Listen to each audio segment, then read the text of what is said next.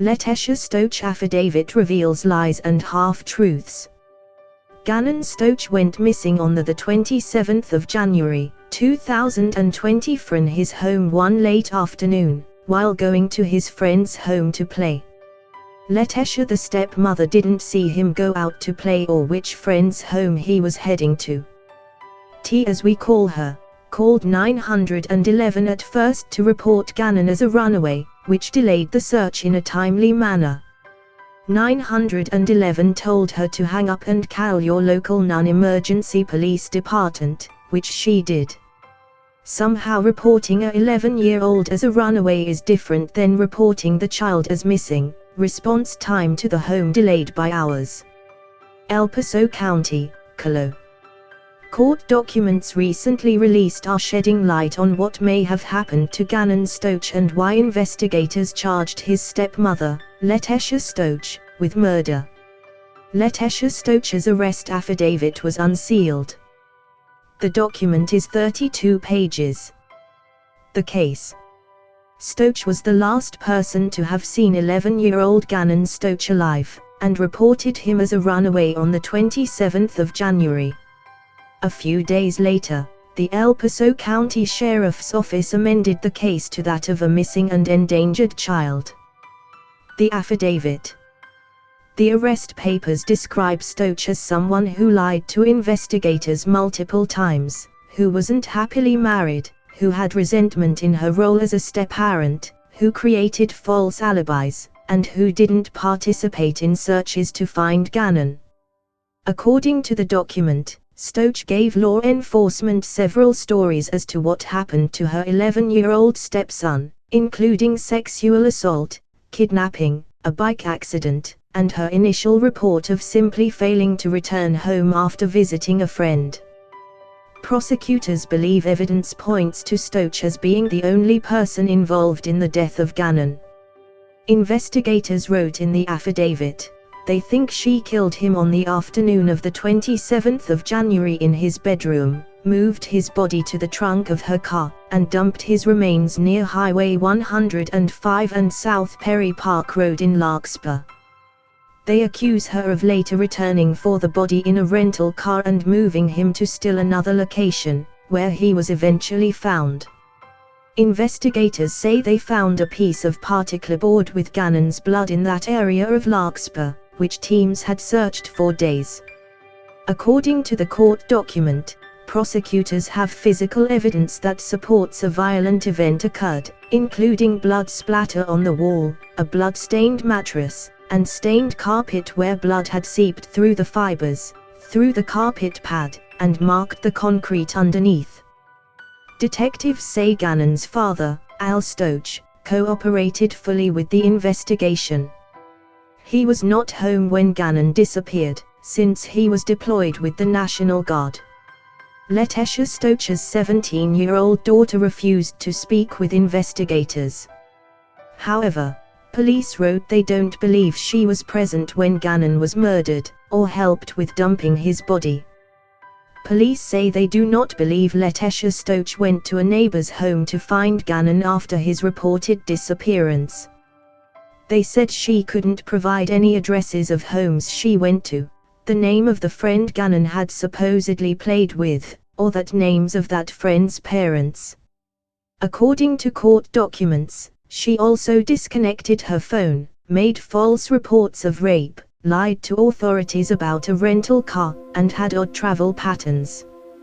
Within 2 days of first reporting Gannon missing, Letecia told investigators she had been held at gunpoint and raped by a Hispanic man, according to the court document. In the interview with detectives, she said the man, Edgardo, had abducted Gannon after he raped her. Detectives said they debunked that story quickly, after she failed to report the home invasion, rape, and kidnapping of a child to authorities. Stoach said she'd met Edgardo in the neighborhood working on a house, asked him to fix burnt carpet, and gave him their garage code. Police found no evidence of Edgardo entering the home. Letecia also didn't allow a sexual assault nurse examiner to conduct a forensic exam.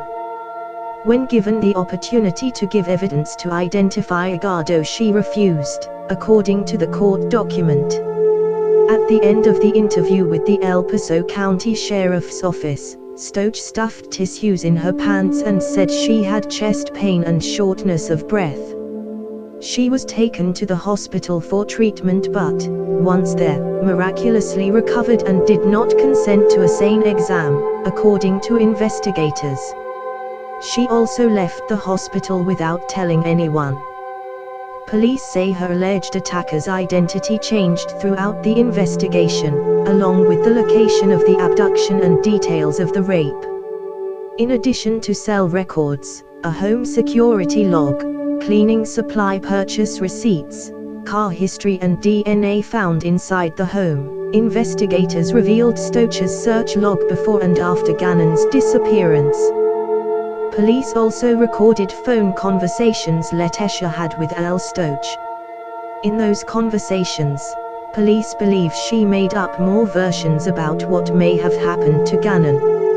Letitia gave Al information that only investigators and the person who murdered Gannon would have known, such as blood splatter on the wall, and she tried to give Al reasonable explanations of it.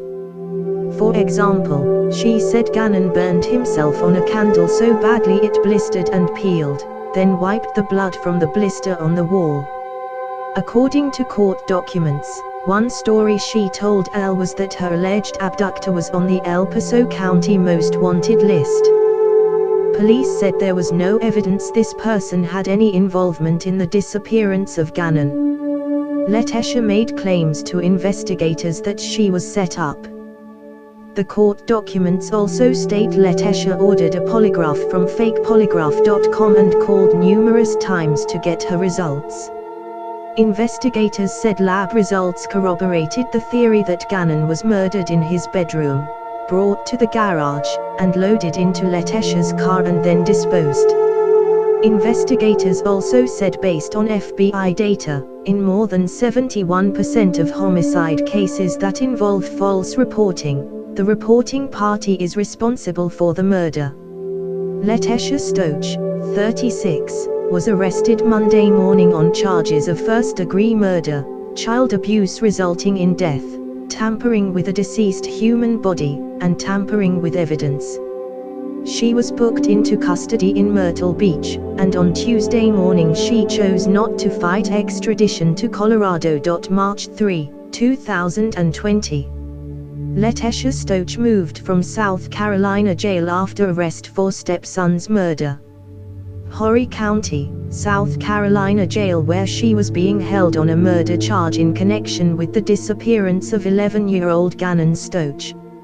She first reported Gannon, her stepson, missing on the 27th of January and claimed that he disappeared after walking to a friend's house in the Ellison Ranch neighborhood, which is east of Colorado Springs.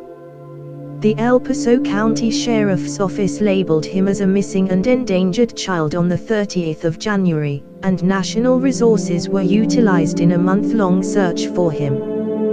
February, when surveillance video captured by a neighbor may have shown Gannon and his stepmother leaving their house around 10 a.m. on the 27th of January. The neighbor, Roderick Drayton, says a second clip shows Gannon's stepmother exiting the vehicle alone after 2:15 p.m. Law enforcement said during Monday's news conference that they don't believe Gannon is alive, but they haven't found his body. Police said all of the evidence points to Gannon's disappearance being the result of foul play, but there's no indication that there's any threat to other children. Specific details about evidence weren't given, and an arrest affidavit was sealed. We likely won't learn more until a court hearing later in the year.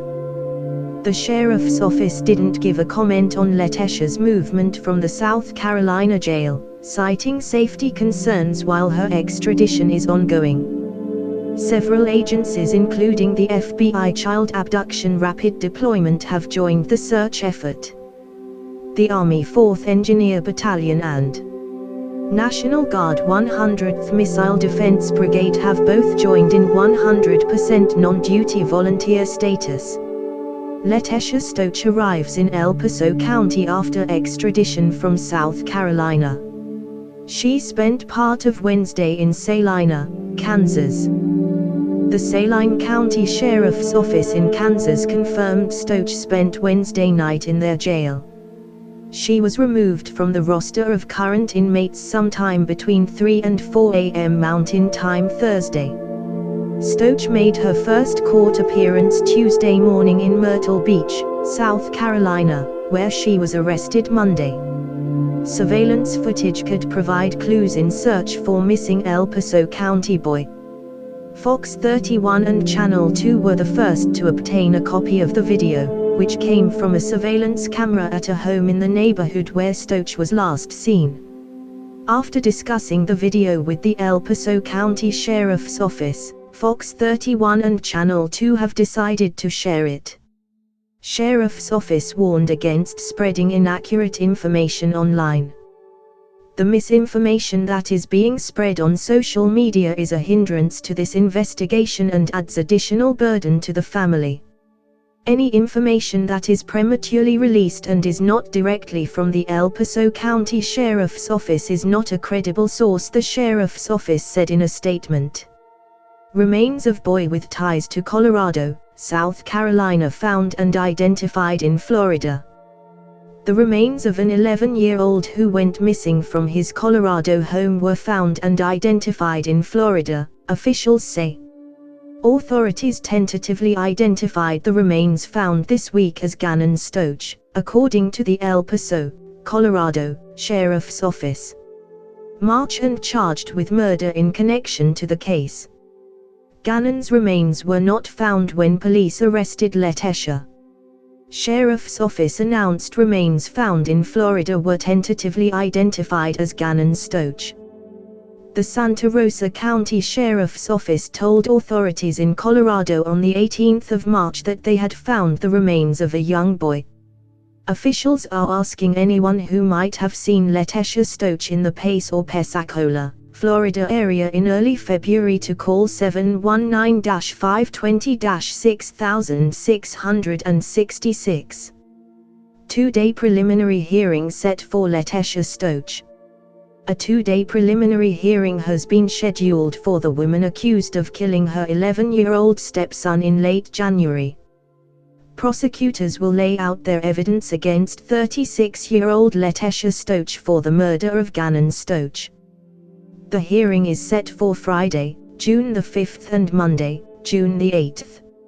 According to court records, the hearing will be before 4th Judicial District Judge Greg Werner.